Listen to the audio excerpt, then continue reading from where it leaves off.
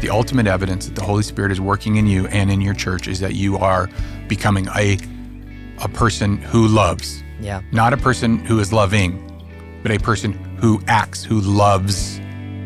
Because he's saying, unless you are loving, your actions are, you are loving as a verb, then you're wasting everybody's time, which is exactly James' argument as well.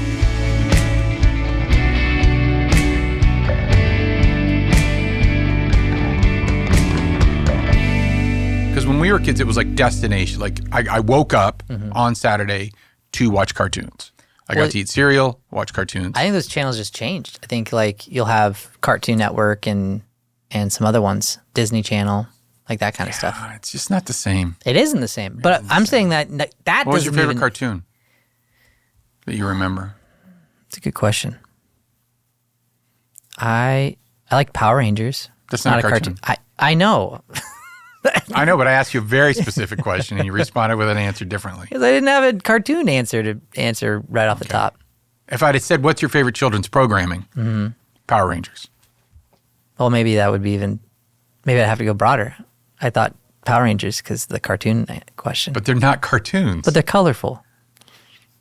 So it got me. That makes no sense. Makes a lot of sense. That's like people who said that the live action Lion King movie, that was not a real lion.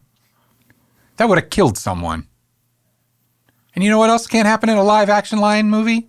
Talking Singing, lions. yeah. Singing lions. That's what you should be prepared for. Be prepared. Oh, I see. Right? Yeah. And if I want to watch live action Hamlet, I'll watch, Mel Gibson's Hamlet. Ugh, that was bad. All right, we're going to jump in. Let's go. Okay, so we are doing 1 Corinthians chapter 13 today. Yes. Pastor Miles Langrock. That's right, Dr. Brian Jenkins. There we go. Okay, yeah. Yeah, you ready to ruin some weddings today, Pastor Miles? I don't agree with that. I think we're going to I don't know. It's going to make them feel even better by the time we're done. We're going to rekindle some romance? Rekindle, that's the word, yeah. Not romance, though. There's nothing romantic in this passage. I don't know. I like it. I think it's good. I don't doubt that you like it. But trust me, Miles, I'm a doctor. I'll defer to your perspective on this one. So 1 Corinthians chapter 13. Yeah. So the love chapter. It is called the love chapter. The love chapter. Oh, don't say it like that. The love chapter. By the end of this, you'll be the love doctor? Maybe I will. I will. The love doctor. Right on. Yeah, so like Thunderlips in Rocky 3. So what are we talking about? We're talking about 1 Corinthians 13. And the reason why we're kind of playing around with this idea of like it being destroying wedding ceremonies is because this By is the way, still, if this chapter was used in your wedding, let us know in the comments. Every wedding I have done has used this. Oh, wow. So okay. yeah. All right. Yeah, okay. The reason why we're talking about this is because this is still in the middle of a large letter that's mostly a rebuke to the Corinthian church. Yeah. So we read this, at weddings, it's very flowery language, and yet it's embedded in kind of a, hey, you're not this. And it's a rebuke to them. And if you just pull it out of context, that's why we both study for today. Some people think, oh, this may have actually been written before, and Paul sort of puts it in here. This may have actually been a poem at one point, at least the first 2 or 3 verses may have been a poem. There's like all of these things, but that only works if you're not reading it in the flow of the argument. When you read it in the flow of the argument, you realize, oh, he's making the most powerful point he can make. And that's why it tends to be out of context. It is very powerful and loving. And I've preached, it's one of the few passages, by the way, that you can preach weddings and funerals out of. So it's a multifaceted thing. It's also used, interestingly enough, this passage, although it is embedded in an ongoing discussion of how to properly express and pastorally use spiritual gifts and manifestations of the Spirit in your church, this passage is used to say that spiritual gifts shouldn't happen in the church. So it's a pretty broad-based spectrum of biblical literature that we're going to be dealing with today. Yeah. 1 Corinthians 13. Chapter 13, the love chapter. The love chapter. Maybe we should get like a Barry White, like AI Barry White to I don't know. read it You out have loud. a pretty deep voice. Love is patient. Yeah. Love is kind. I think you got this. Yeah, that's just getting weird. All right. So Paul says, okay, so he comes in. We dealt with 12 in the last episode. You can go back and listen to that. But really he's saying, with those, he's saying, hey, there is no greater gift other than the other. He's using the metaphor of the body. All the members of the body are equal. All the gifts are equal. They're all necessary. And he knows that the Corinthians, as we've talked about, are really driven by this, well, what's the best? Like, what's the greatest spiritual gift? What's the secret insider knowledge? What's the hidden mystery? They're trying to take all of the realities of the eschaton, the last days, the things on the other side of history. They want all that for themselves now. They want to commune with angels. They want to prove that they're the most spiritual people on the planet.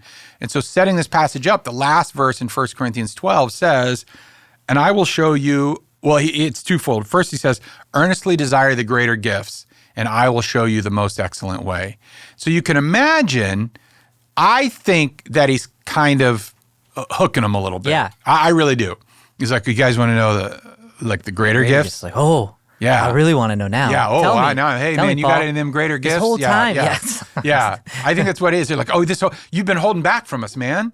Yeah, you've been making fun of us for like wanting secret knowledge. Yeah. But here it is. You have some. Right. So Lay is it on like me. it's greater than speaking in tongues? Like that's the tongues of angels, which we'll get to. That's heavenly dialogue. It's greater than the prophetic. It's greater than healing. And Paul says, you want to know what the greatest gift is? He says, let me show you the most excellent path, the most excellent order to life, the most excellent way, the most excellent teaching. So he's really playing into that. And then there's no transition. There's no therefore. There's no sense. He just starts it. If I speak in the tongues of men and of angels, but have not love, and he starts right off, I'm a noisy gong or clanging cymbal. So imagine that. He takes the thing that they're obsessed with the most, the tongues of men and of angels. And there's some scholarship to think that there may have been a Jewish tradition that actually believed that heaven has its literal own dialect, its own language. It's a good question. What are we going to speak when we're all up in heaven together? Yeah. Well, I don't know. Esperanto. I don't know. That's a very... What is that reference? Esperanto was this thing I think it was like in the 60s and 70s where someone literally tried to come up with a universal language. Oh, I don't know. Yeah. So maybe it's, I don't know, Galactic Basic from Star Wars. Who knows? I am Groot. Yeah. So... just be an eternity of going, I am Groot. And everyone just sort of knows. Or like how everyone knows what the droids are saying. Or Chewbacca. Anyway, okay. We can cut that. No. Leave it. It's great. I know you're going to say that. No. But there was a rabbinical tradition that there was a language that the angels spoke that was not Hebrew, essentially. And so the idea is, the inference here is that this obsession with tongue speech that the Corinthians seem to have is really them saying, see, we're learning the very secrets of heaven now. And so all of these things, like the way that they were worshiping, the secret knowledge, the way that they wanted to treat their bodies, withholding, that could even go back to the idea of withholding sexual intimacy in marriage. They wanted to essentially transcend their earthliness. There were some that may have wanted to transcend their earthliness and basically ascend to like this angelic reality. And Paul says, okay, but here's the deal. If I speak with the tongues of men and of angels, but I have not love, I'm a noisy gong. I'm a clanging cymbal. So the tongues of angels, obviously that kind of divine aspect. Right. But then speaking the tongues of men, we've already covered that they had a knack or propensity to it, like folks that had these long, eloquent, diatribes and like eloquent, flowery speakers. Exactly. Just, charismatic people. Right, charismatic people. And how convinced are we today of folks that are very charismatic and well articulate and all these things? Paul says, I came to you in weakness and to show you the power of God. Right. But these guys both, cared about this divine thing and also the excellence of man. Yeah. But he says, if you have either of those. And he says, and you can have both of those. Yeah. But if you don't have love, you basically sound, and this is what's interesting because think about it, these are vocal gifts, so it's the sound, right? your sound is not divine. Your sound is, and number one, it's just annoying. No one really knows what he's saying. It's annoying. At the very worst, it's annoying, right? So, hey guys, you want to hear the most annoying sound in the world? Yeah, okay. Yeah. But it's just annoying. You're irritating people. If you want to dig a little deeper historically, there's two sort of choices you can do. One is that this is the sorts of sounds that pagans made in their worship. We talked about how they kept trying to bring pagan worship effects or pagan worship practices into their worship. So Paul is saying that you may have this spiritual manifestation, but if you aren't loving and you don't have love in it, you've basically paganized it. You've lowered it down to pagan worship. The other is that there were these, there is some thought that on the architecture of like Greco-Roman amphitheaters, there were large brass horns, essentially almost like what would essentially be like an early PA system. But it obviously thinned the sound out and it was very hard, it's just, again, very annoying. I think what Paul is saying, and we'll sort of play the point out, but basically he's saying, if you make all this noise and you don't have love, that's all that it is. It's just noise. It's not impressive spiritually. It's not beneficial. It's just noise. It's literally useless. It's about as appealing as someone learning to play drums in your house. Oh. When your children are banging on things and all that kind of stuff. Is this something you're enduring right now? No. I've just been in youth ministry. I've had lots of young people learn how to play things, and their parents are like, "Thanks for encouraging my kid to." Yeah, that's fair. Yeah. That's fair. Or for me, the background that I have, musician, marching band, wind ensemble, all that kind of stuff. You would see, if I speak with the tongues of men and angels and have not love, I sound like a 6th grade oboe player. That's essentially the same. Exactly. Yeah, it's really unsettling. Modern translations translated that And then way. he says, and if I have prophetic powers and understand all mysteries and all knowledge, powers, mystery, and knowledge, again, 3 things that they're absolutely obsessed with. And if I have, and then he says, so I have all these things, and if I have all faith, by the way. Yeah, that's a big one. To move mountains. So now he's referencing the teachings of Jesus. So he's saying, even if your faith is such that you can move mountains and have not love, he says, I am nothing. It's pointless. So not only am I making a lot of noise, my very value is, I have no value to the kingdom.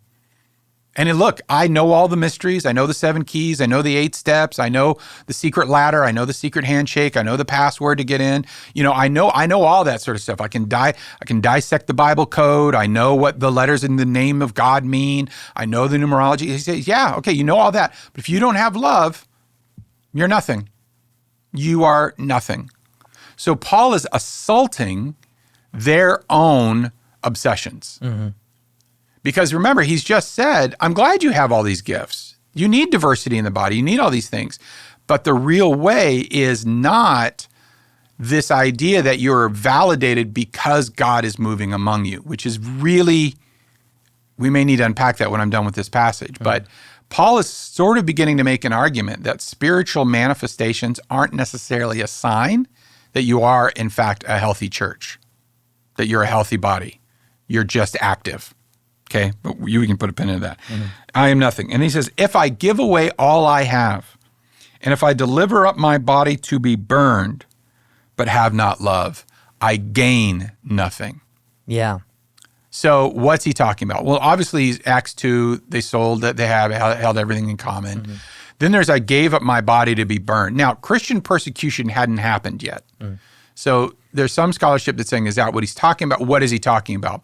One thing that we did know that Christians were doing, even as early as this, is that they, in order to free someone from like an oppressive slave situation, sometimes they would sell themselves into it. So they would switch out with people. There's some historical teaching that they may have been. So that could be what he's referencing. If you give yourself up for someone, so if you give up everything you have, but you're not loving, you don't have love for people, you haven't moved the needle. If you give up yourself and you just did it out of what? I don't know why you'd give up yourself if you weren't loving, but even if it goes, it's an interesting argument. You've gained nothing. So look at what he says. If you proclaim the presence of the Spirit with tongues of men, tongues of angel, you're essentially saying nothing. If you're performing the miraculous without love, you are nothing. And if you give all you have, but you do it without love, you gain nothing, you get nothing back. And Paul has taken these pinnacles of Christian experience. And again, look at it, even in our own world. So if you go back to season 1, we talk about the 3 areas of worldview, right? Ideas, feelings, values, or ideas, experiences, all that kind of stuff, practices. So if I have all the experiences, I speak with the tongues of men and angels. I have all the experiences, but I have not love. If I have all wisdom, knowledge, prophecy, in other words, my ideas are right, but I have not love, I am nothing. And if I do, my values are right. I'm quote unquote doing the right thing. So if I'm experiencing the right thing, if I know the right thing, and I'm doing the right thing, but if I don't have love completely saturated into that worldview, into my entire reality, then Paul's basically saying you're wasting your life. I mean, I don't even know what you do with that, because that is right in our face today. I mean, I think one of the things too that, when he's talking about, if I give away all I have and deliver up my body to be burned, but have not love, I gain nothing. Like you raise an interesting point. Like, why would anyone do that if love wasn't the motive? But I think that maybe speaks to how complicated we can be and how little we know about someone's, motivations. Yeah. That someone could maybe appear the right way, say the right things, and even do the right things, but you don't know what their motivation, right? God, it says that only God can, see man's heart and know him. And so, maybe not the point of this passage, but I think there is a point in there, though, which is simply because you do a religious right thing, God absolutely is still exploring motive. There are some religions that say your motive doesn't factor in.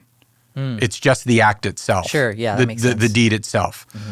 If the motive is right or wrong, that doesn't matter. You're doing a good thing, so you get some credit.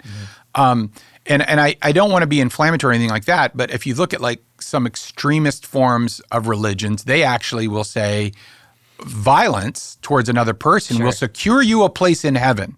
I mean, radical, again, I'm not talking about your neighbor who happens to be Muslim. I'm talking about radical Islamic fundamentalists, the 100 or few thousand of them that exist on the planet. But the idea is that if I go as a suicide bomber or whatever, or I commit this act of terror and I die, I'm guaranteed a place in heaven. And Paul would say that's not how we work. You're not going to earn it.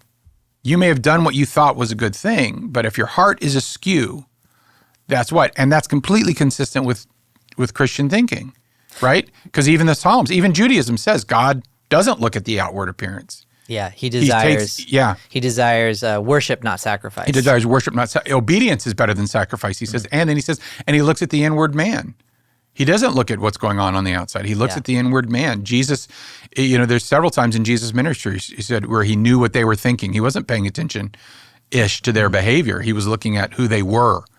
And so Paul says, here's the thing. You guys, I know it's very easy for you to say, Paul, look at us.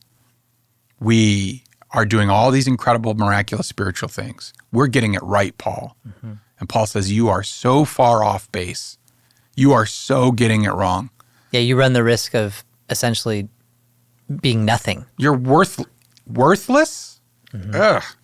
But it's, I think we'll probably weave in and out of like wedding ceremonies here. A marriage without this love. Right. It ceases to really be one. I mean, not contractually or there's an obligation. No, and again, it's not even about, well, I'm doing all the right things. Okay, good. But where's your heart in this? Yeah. Where's your heart? What is your love towards the person? And love, we can get into this in a second, but what I appreciate what Paul does is then he immediately then defines what love is and isn't. Right. So he doesn't just say love and sort of leaves it out there. Flowery. Figure it out. All you need is love, love. Yeah. So it's not just this. He doesn't leave it as an abstract. In fact, in Paul's mind, love is not an abstract concept. Yeah. It's incredibly concrete and specific. Well, for us today, that's really hard to grasp because we use the word love in a variety of contexts. Yeah. And it is incredibly abstract. And so this next passage is going to describe exactly what he's talking about. Yeah. So imagine they're reading this. Okay. Oh man, Paul, this is rough. So, well, what do you mean by love? Come on. I think we're loving. We love each other. We love people, Paul. Who are you to say what love is? Mm-hmm. They say, I want to know what love is, and I want you to show me. That was another lyric drop. I was going to start. It's too easy in this episode, and I know I'm trying not to do that as much, but it's just too easy. Okay. Okay. Sorry. Okay. I was coming in my head. So he starts off, and what's interesting is he lists a bunch of stuff, and in Greek, he really throws it out there. So he says, love is, and this is love. It's kind of interesting. So the first one is, he says, love is patient and kind. So in Greek, it's love is patient, kindness is love. That's kind of what it goes. Agape, agape, agape. I'm not going to try. Was that tongues? No, it was bad Greek. And if you are Greek, I'm really sorry for what I'm about to do to the Greek language. I was like, they should be proud they're Greek. No, they should. It's a great culture. I'm saying, I'm sorry. Great salad. That golden goddess stuff for Panera, it's great. A green goddess stuff from Panera is awesome. Okay. What? Oh, they got a producer just straight up. No. That's not in Greek salad. Oh, it's not? Okay. Well, then just take all that out. All right. Okay. Leave it in. Sorry. Okay. So love is patient and kind. That's pretty straightforward. I think what's interesting also is Paul is beginning to say, I'm going to show you what love is, and I think you should realize it's not you at all. Mm-hmm. So are you patient? Are you kind? And I just think that's, to start love with patience as a definition is very fascinating to me. It suffereth long. It puts up with stuff. Mm-hmm. And this is Paul, who, to be fair, doesn't sound very patient. But he has been putting up with these guys for a long time. So love is patient. Love is kind. It's just nice. Mm-hmm. Now, take those two words and just look at any of our own Christian experience and the expression of Christianity in culture. Would you say that it is hallmarked by patience and kindness? I don't know. But his first qualifier, the first two positive things he says, is that to start with, not above all things, but to start with, just like God, love is patient and love is kind. Okay. By the way, we know those are attributes of God, right? Yes. Yeah. In fact, 1 John 4, I'll pull it up real quickly, but it not only says, the attributes, but describes God as love. Mm-hmm. So, beloved, let us love one another, for love is from God, and whoever loves has been born of God and knows God. And anyone who does not have love does not know God, because God is love. Right. And that's, I want to say something there, because a lot of times people say, oh, I believe in God. I believe in love for all people. What they've done is they said love is a God. That's not what John is saying. Mm-mm. That's not what Paul is saying. Mm-mm. They're saying what you know about love is a window into who God is, not the other way around. Right. No, God is the one who is teaching you what love is. The feelings you have of love come from the one who is love, God. And love is like, it's the embodiment of who he is. Right. So any characteristic we are talking about when it talks about love, patience, kindness, all the other things, we're talking about God. Yes. Like, this is who he is. Right. Like, the word love we use is just a description of God's character. Right. And they are also, again, I put this in my notes because I want to make sure it came out. It's love is not an abstract. It is a concrete, it is an expressed reality, right? I can't be patient unless I'm being patient with someone. So if love is patient and love is kind, that means that love is expressing patience. Patience and kindness are two things that have to be expressed towards someone else. If you think about it, love requires other people. And so if I'm going to go, that means I have to be in relationship, and then the world, the culture, the society, the people that I am in relationship with, if I am godly, that means I am loving. And if I'm loving, at the very least, I start with trying to be patient and kind. And there's only one way to learn if I'm patient, and that's by people trying my patience. And then I will know if I'm patient or not. And the same with kindness. I'm only kind to people who need kindness, if that makes sense. And so he's pushing this through this idea. And what he's trying to say, to go back on it, is that the possession of these spiritual gifts that you have, they're not an endorsement. This is the endorsement. Yeah. Do I know if my spiritual life is healthy and if my church is healthy? Very simple. Is my life, am I patient and kind? Is my church patient and kind? Yeah, I love what you said about the endorsement, because there's certain individuals or organizations that are going to possess gifts, things that are whether it's showy or just they're actually good. Like, these things are good. They possess these good things. Yeah. But if they lack love, they can do a lot of damage because they attract a lot of attention and a following. And even people might come to know God through those individuals or churches or places, all those things.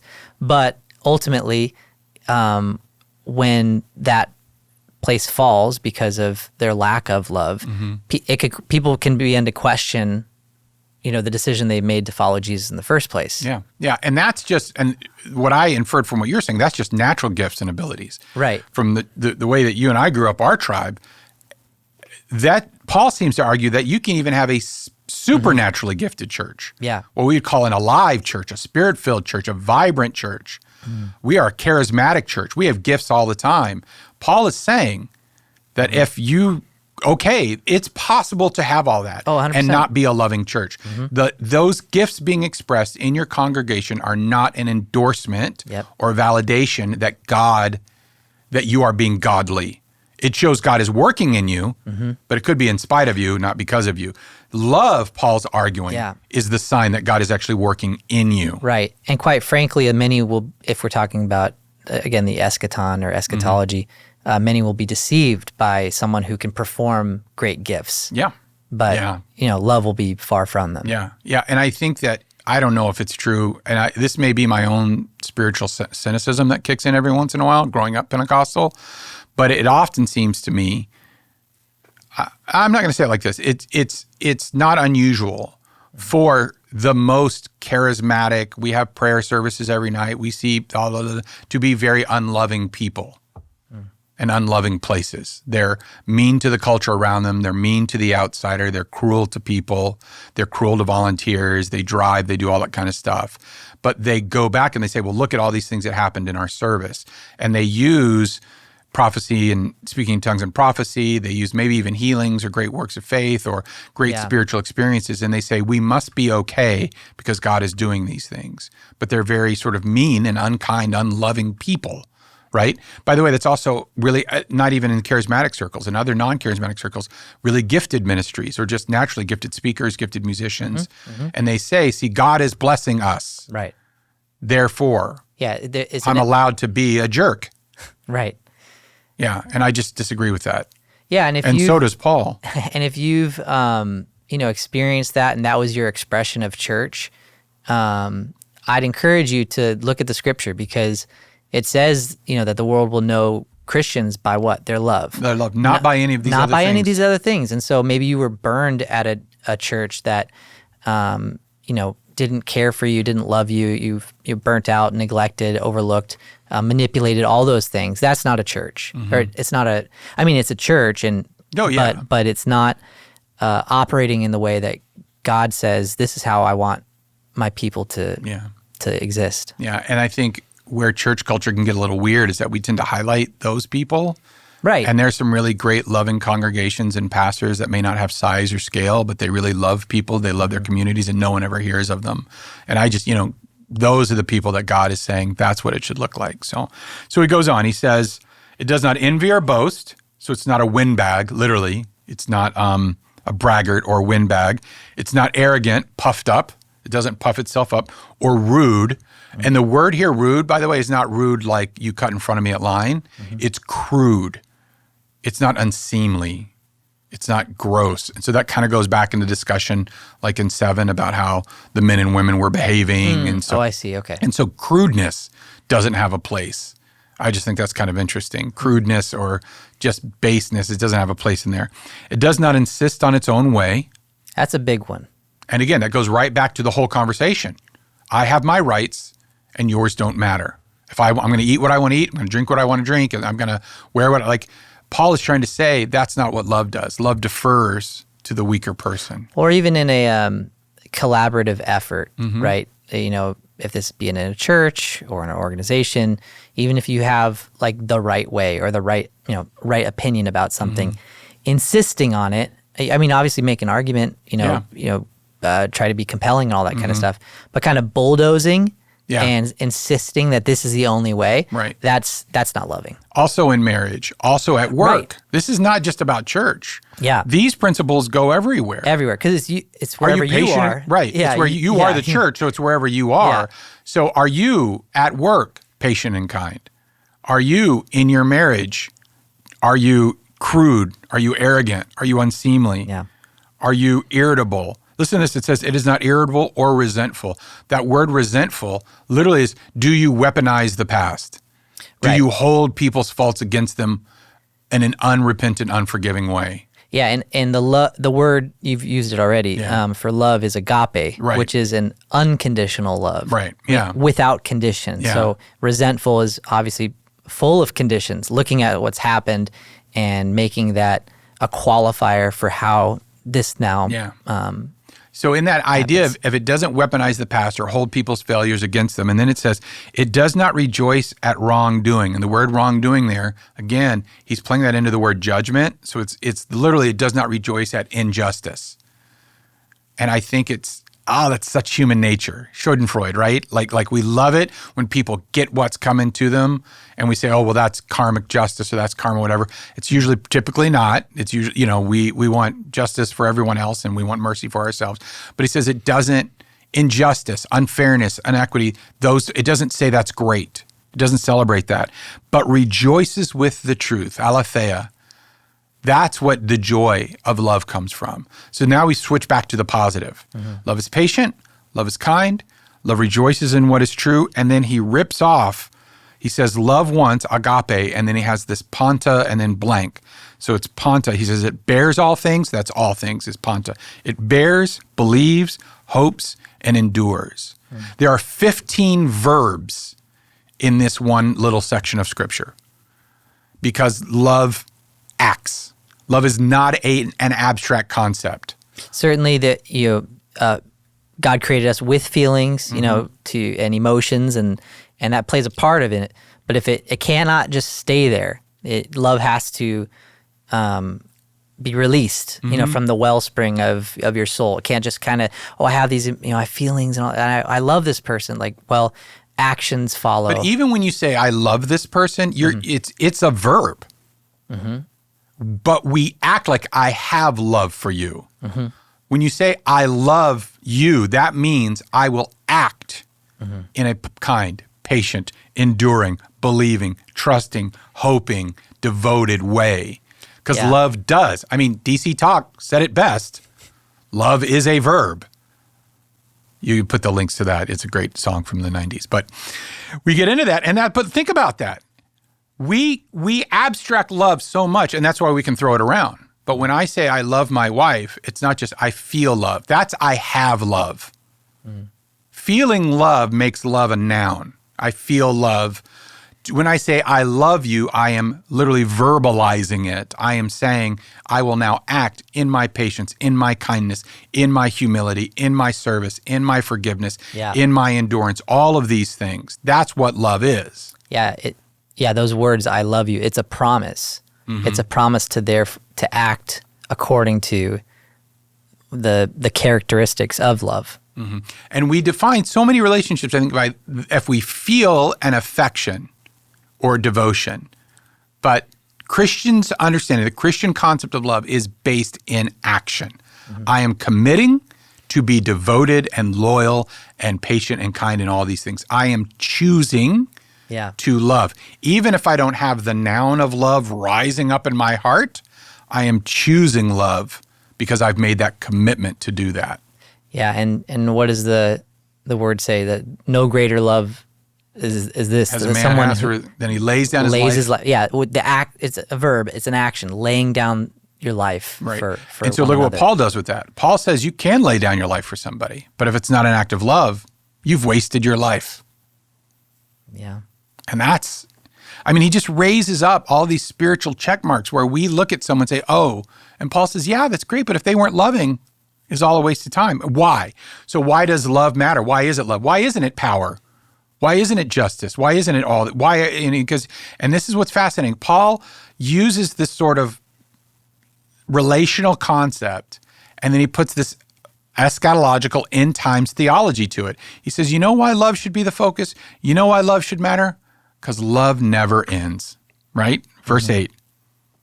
You're focusing on things, Corinthian church. As for prophecies, they will pass away. There will be a time in human experience, in eternity, where we won't need to proclaim the words of God because God will speak to us directly. So prophecies will pass away. Tongues, they will cease. Knowledge, hidden mystery, everything will be revealed. It will pass away. Love never ends. So Paul is using this sophisticated eschatological truth, which means that one day we will see God face to face. We'll be in the eternity of his presence. And he says, why are you putting all of your effort into something that's not going to last forever? Love is the only thing that lasts forever. So that's what you should be pursuing, right? You are pursuing things that will fade away. You should pursue the eternal instead. You are using these overemphasized eschatological gifts, and you're thinking you've arrived. And Paul says you won't arrive. Well, let's follow the argument. For we know in part and we prophesy in part. So even these great mysteries are still limited. Okay. Verse 10, but when the perfect comes, the partial will pass away. Now, just briefly, sometimes people say, oh, we have the perfect, it's the Bible. That's why spiritual gifts should cease. And that's where the cessationist idea finds its root in that. And I would disagree with that. I don't want to go too much farther. It doesn't seem like it's I don't think it makes a whole lot of context of anyway, the scripture. But he says, when I was a child, I spoke like a child, I thought like a child, I reasoned like a child. When I became a man, I gave up childish ways. So Paul is saying, you move on from things. As a human being, you move on from things. Now apply that to your eternal nature. You're going to move on from these things that you're actually dividing your church over, that you're losing your effectiveness. When we get into the next episode, we talk about 14. You're actually losing your effectiveness in the mission of God because of your overemphasized and completely out of balanced obsession with these spiritual manifestations. And this is the all-time hits leader in missing the point. The Corinthian church, you're the all-time strikeout leader. You have swung on this every time and you've missed it. The home run is not speaking in tongues. The home run is not prophecy. The home run is not knowledge. The home run is love. How do we win the game? By loving. And he says this, for now, we see in a mirror dimly. And just as a historical aside, this is kind of interesting. Corinth historically was known as beautiful bronze mirrors were produced. So he's kind of pulling something right out of their own culture. But even if you think about a bronze mirror, when you were to look at yourself in bronze, you're not going to see yourself. You're going to see a reflected image, but it's going to be darker because of the color. They couldn't get it to like a polish of how we may have mirrors today. So he says, even when we look in the mirror now, it's obscured and it's dim. So even when you're face to face with yourself, you're not seeing the whole story. But Paul says, but then one day we'll see it all face to face. We'll see God face to face. Now I know in part, then I shall know fully, even as I have been fully known. Fully known. So Paul is saying that love is this thing that will survive all of this. What you are focusing on now, in terms of spiritual gifts, Corinthian church, is going to fade away. And yet you're using your focus on these things because they're good things, but they're not the ultimate thing. And you're letting these good things actually distract you from the ultimate thing. And that's not just about spiritual gifts. That's about anything in life. We can let all sorts of things distract us from our pursuit of being a loving, equals godly person. Do you want, whether you are in the car, you're watching on YouTube, whether you're in Seattle, you're in Austin, you're in St. Louis, you're in Johannesburg, wherever you're at, do you want to be a godly man or woman? The answer is probably going to be yes. Then you have to be a loving person. And that means you are patient, you are kind, you don't boast, you're not arrogant, you're not crude or unseemly in your behavior, you're not constantly insisting on your own way, you're not irritable, you don't weaponize people's past against them, you don't rejoice when the unjust thing happens, but you rejoice when the truth comes from, you bear things with people, you believe in people, you hope with people, and you endure everything. That's what being a godly man looks like. We just had a men's conference here at New Life a couple of weeks ago. That's what being a godly man looks like.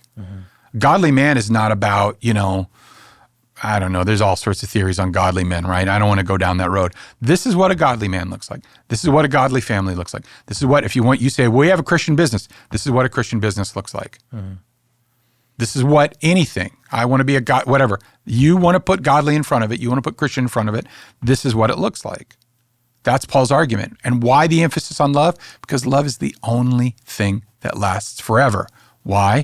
Because it's eternal. Why? Because it's God. Yeah. Think about that. God is eternal. And if God is love, therefore the nature, the activity of God is love. Therefore that activity will continue in eternity. Therefore it is love. He said, I know in part now, but then I'm going to know everything. I don't need all this stuff. And he says this, even as I have been fully known. Fully known. And he's appealing to the fact that God knows him. Again, appealing to, like, what are we talking about? What love is? It's a personification of God. Yeah. And if you think about, there is a quote, and I don't know who said it. Maybe we can find it. We'll do it in the Did We Miss Anything? But it's to be loved is to be known and fully known, and to know in return. So think about that. He's saying, I'm fully known. God knows everything about me and loves me. That is love. To be fully known is to be loved. Yeah. Think about that in your marriage, with your kid, whatever, to be fully known and then loved. I was just reading that in Luke. It's easy to love people that you kind of know, but you don't know all their dirty little secrets, so it's kind of easy to love them. But what if you really knew? And God really knows, and he loves all of us. And so he goes on, verse 13. So now faith, hope, and love abide, they're alive, they endure. These three. He said, listen to the Christian virtues, faith, hope, and love. These are the greatest Christian virtues, right? I did a sermon series on these one time, and I likened them to the three parts of a jazz trio. Right? And how they sort of work together and they dance along and they interact. And so you don't pull one from the other. They have to interact. And it was a very early on sermon series, but I liked it. But faith, hope, and love. And then he says this, but the greatest of these is still love, which is crazy. Isn't hope the best? But hope's not eternal. I won't need hope in the eschaton. I won't need hope in the eternal kingdom. What am I hoping for? I've realized everything. I won't even need faith in the eternal kingdom. Why would I? I don't need to trust or believe in anything. I go back to the previous verse. I know. Yeah. I know now. So the one thing I need that will carry on forever is love. So Paul is saying, why? Why are you doing this to each other? You are just focused on the wrong things. And it's just. So it is right then to put this in a marriage ceremony because you're inviting this couple as they embark on this adventure of life together. You're giving them that high calling. You're showing them, you're demonstrating to them, this is what it means for you to love one another. And it's a challenge, and then it's an adventure, and it's something that beckons them forth. Yes, it's totally fine to use a wedding ceremony as long as you start with, dearly beloved, I'm taking a passage out of context today. Oh, it's not. In 1 Corinthians 13, God speaks of the truest nature of love. He gives us the character of love, the necessity of love, and the permanence of love. Yeah. Shout out to Gordon Fee. Yeah. No, I think it's so great. I think we've said this before on the podcast, but if you, especially that characteristic section, verses 4 through 7, if you replace your name with the word love, like Miles is patient and kind. Oh, boy. Oh no. So I had the honor of performing, doing a part of my wife's grandfather's funeral. Dale Carpenter, he's a pastor here in the Pacific Northwest, pastored church in Yakima, Washington, 34 years. He's just a giant of a, well, he wasn't a giant of a man. But he's just a looming figure. And so this was the passage I used at that funeral. And we called him Papa. That was our name for him. And so I said, Papa, because he showed us what a loving, godly man was. So I said, and how did he do that? Because he's patient and kind. And he was someone you could swap his name out. And God, if you could swap my name out, I'll take 60% at this point. Yeah. Give me just a a smidgen of this. Yeah, just let me be a little bit more right than wrong, and I'll be okay. But yeah, I did the exact same thing. Yeah, it's I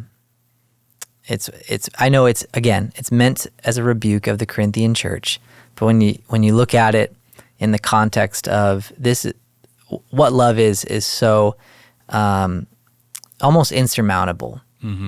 But we're called to it. Yeah. There's this warmth of like, give me a goal. Give me somewhere to aim. I want to aim high. And this Paul's like, you want to aim high? Here it is. He said, I will show you the most excellent way. Yeah. You don't get any higher than this. I had a professor in seminary who talked about, for Pentecostals, one of the big doctrines about the baptism of the Holy Spirit is the doctrine of initial evidence. And he talked about the doctrine of initial evidence and then the subsequent mediocrity. In other words, that we had a tendency to focus on speaking in tongues and not moving. So he really introduced me to the concept of ultimate evidence. And I think Paul is arguing that the ultimate evidence that the Holy Spirit is working in you and in your church is that you are becoming a person who loves. Yeah. Not a person who is loving, but a person who acts, who loves.